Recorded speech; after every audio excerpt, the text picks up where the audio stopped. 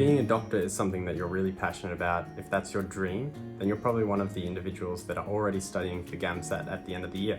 You're probably wondering, how can I maximize my score, get it a bit higher so that I've got a really good chance of getting into the school that I in particular am interested in getting into. One of the areas on the GAMSAT that a lot of people suggest is the area that you can improve the most over is section 2, where you write responses to prompts. Personally, I went from writing essays that were scoring around 50 to essays that were scoring around the 70s. So in this video, I'm going to tell you what I did to get my scores from those 50s up to the 70s. However, I do know that people are different. What works for me doesn't work for everyone. So I've also asked a number of my friends that are currently in medicine how they studied for this section and what their best tips were. So stick around to the end and I'll tell you that then. Welcome back to Aussie Med Tutes. If you're new here, my name is Francis. I'm a final year medical student at Sydney University in Australia. This channel is where I share my advice on things related to medical school, medicine, and getting in. I recommend that you subscribe and hit that little notification bell to know when I put up another video. I'm trying to do these weekly at the moment. However, I have been sick over the weekend, which is delaying things a little bit and may make this video sound not the best. Nonetheless, please leave a comment if there is something else that you want to see or if you've got your own advice for section 2 for the GAMSAT. If you're just starting your GAMSAT journey, however, I recommend that you check out one of my earlier videos which tells you the basic information for GAMSAT. Like I've already mentioned, for GAMSAT section 2, I started off writing practice essays and I had scores that were graded at around 50s, and on the actual GAMSAT I got a 70 for that section, which is not the craziest highest score, but it's definitely competitive, needless to say, given that I got into the school that I was interested in. Firstly, I recommend staying abreast contentious issues that are in the news, in the media. This acts as really good evidence to back up whatever you're trying to say on section 2, but it also means that you're not going to be caught unaware of potentially prompts that are relevant to that. One way that you can go about this is just to subscribe to a regular news channel or news station with your phone that's going to give you emails every day about the things that are happening, and you can read those articles on your phone when you're on a bus going to uni or to work, depending on what you're doing. Not only is this useful for being aware of what's happening in the world and then being able to use that as evidence when you write your own response, but it also gives you an example of some good writing, and it can also show you some words that maybe you're not so sure that you know the meaning of. So when you're reading through that, if there's something that you don't understand, look it up or ask a friend, make sure that you understand that. Maybe it's something that you can use in your response, but it's also something that could just potentially be helpful in section 1 of the GAMSAT, where you have to be able to understand some definitions. The second thing that I also recommend doing is looking into the different types of essay responses.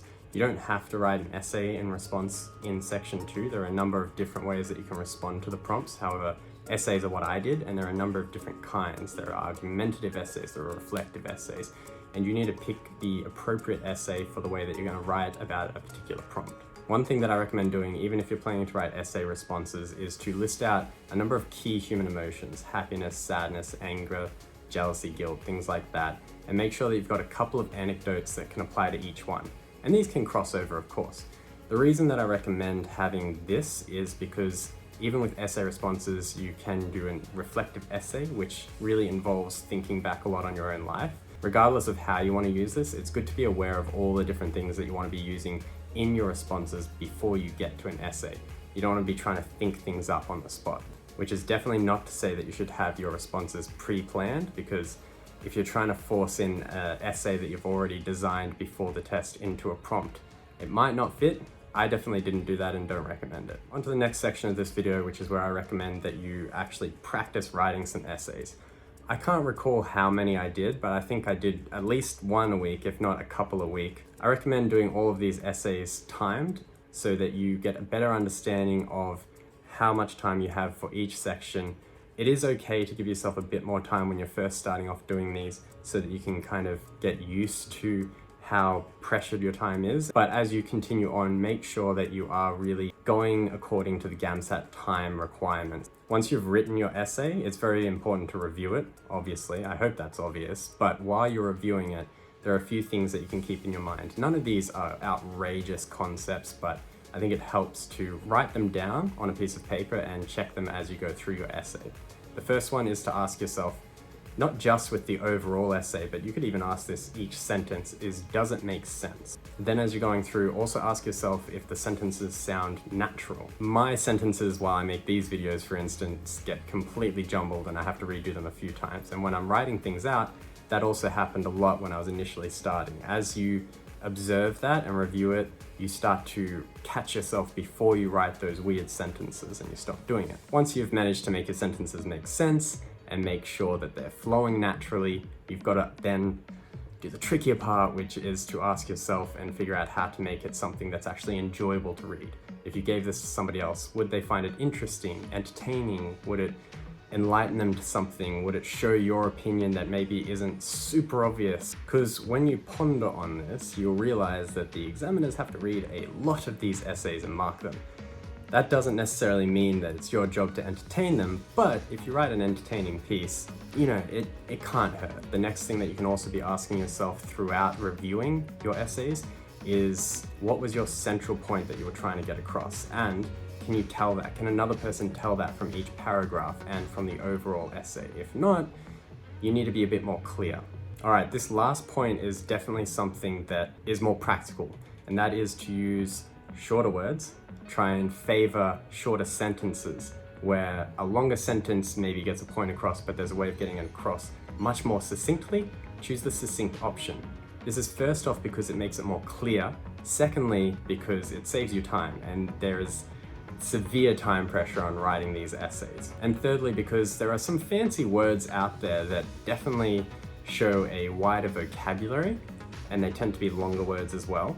But here's the thing, you only want to use those words if there is no other word that could replace it and still have the same meaning. And I think a lot of people use these fancy words that maybe they've read in some very impressive books that I definitely couldn't write, and they think, oh yeah, this is close enough that it fits here, I could use this here. But there's another word that is much more bland, admittedly, and simple that you could use that still has the exact same meaning. The only reason that using a fancier, more complex word is impressive at all when you're reading these amazing novels and these pieces is because that word is so uniquely situated to get that meaning across that using the simpler word it doesn't actually get across what they want to get across. And so whilst if you can do that well, excellent, good on you. But I think a lot of people will fall into the trap of trying to use these words and they're not actually that necessary to use. So they end up spending a little extra time using it. They maybe look a bit silly using it because it fits kind of, but not perfectly. And ultimately, you could have just been more clear in what you were saying by using simpler vocabulary. I hope that makes sense to you. If not, let me know in a very basic, simple question down below in the comments. Here's another practical tip that kind of relates into this, which is try and avoid using adverbs as much as you can. I think using adverbs is either superfluous for starters. For instance, if you're saying somebody ran quickly to the shop, if they're running, isn't that already quick? And if there's a reason that it's important to show that they were running quickly, so for instance, John was running faster than Mary because John is a sprinter and he was really passionate about that, then saying John ran quickly isn't really getting that point across. You need to then be less lazy, and I know that goes against what I was saying about trying to favor shorter sentences earlier, but this is relevant to the point you're trying to get across, presumably. It's lazy to use the adverb, so instead you need to describe it in a way that shows his passion for running, that shows the reason that the quickness is important, instead of just saying quickly. I hope that makes sense to you.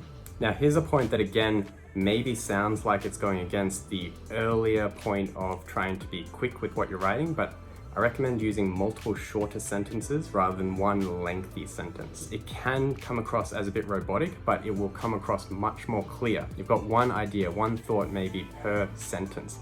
And then if you've got an idea that brings a lot of these thoughts together that you're trying to get across, then you've got stacked up ideas one after another. A is a bit like B. B leads to C. Therefore, I think that A may also lead to C. Those could be 3 or 4 different sentences. There's no reason to put that in one big long sentence. Because A is similar to B, I also thought that given that B led to C, A might also lead to C. It still makes sense, but it gets a bit jumbled, a bit all over the place, and you could have said it more clearly. And when you're writing with time pressures, you don't have the time to make sure a big long sentence makes sense. Now, these videos always end up going longer than I expect, so I'm gonna jump straight into my friend's advice. However, if you want more advice from me, let me know in the comments. I'm happy to make another video. I will try and keep them short, or I can even just respond in a comment. The tip from my first friend was that you should read A.C. Grayling's. I think this will help you understand how to use evidence to back up your points. That being said, I haven't read it, so I can't tell you, but A.C. Grayling's The Meaning of Things. Check that out. This friend also recommended using a GAMSAT quote generator. So while I found it very easy just to make my own quotes or prompts up on the spot, I think at the very least when you're beginning off, you need to get a few examples of these. So if you just Google GAMSAT quote generator, you'll find some. Okay, friend number 2 also recommended reading the paper daily. Once you get past the GAMSAT, this is a really useful thing for preparing for med interviews, because in a way, the responses you give in those interviews also need to be backed up by evidence. And if you're aware of what's happening in the world, you're going to be able to do that well, but you're also going to be able to think in a context that's relevant to society and reality. Now, this friend was a bit different than me in the sense that I went with a really solid, rigid approach with essays. However, this friend recommended be as wacky is the word that she used, and crazy as you can in your responses. And I think that goes off of another point that I was touching on, where these examiners have to read a lot of these essays. And if you can make yourself stand out, if you can be entertaining, but still write well, then that works really well in your favor. Friend number 3 recommended make sure you do your practice essays under time conditions. This friend also recommended having a structure that you're used to going to. I think this could still be applicable to those of you that want to write a creative response, but definitely for essays, having an idea of, at the very least, the paragraphs, how you set those out ordinarily, if not down to the sentence. So I remember in high school, they talk about topic sentences, and you follow up with, there's an acronym, I think, something to do with the color blue, in how you order those sentences. Having that kind of go-to structure means that on the day, like I said, under those time pressures, you don't have to think of as much on the spot. You're used to trying to write things out in a similar way. Additionally, this friend recommended having a few go-to arguments and points that you can use in a few different contexts. If you can't think of a lot of different things on the spot, having a few things that apply to multiple prompts is useful. Finally, friend number 4. They recommended nothing particularly new, but they also recommended reading A.C. Grayling's. Therefore, given that multiple people have suggested this, if you're a reader, this is probably something to jump on straight away. And they also recommended writing your exams under time pressure and handwriting them. Handwrite your exams. Don't type them up. It's very different when you have to handwrite something. That went way longer than I was expecting. I swear each video I'm trying to make them shorter because I know people have limited time, but it just gets away from me. There's too much to say. So if there is more that you wanted to hear, if you want to hear about a different section of the GAMSAT, let me know in the comments. If you haven't subscribed already, please do that. It is encouraging for starters, but also means that you can get notified when I put out other information if you hit that notification bell. If you liked this video, hit the like. If you didn't, I guess you can hit the dislike. Maybe that can help me learn what people want to see and what they don't. Until next time, study well.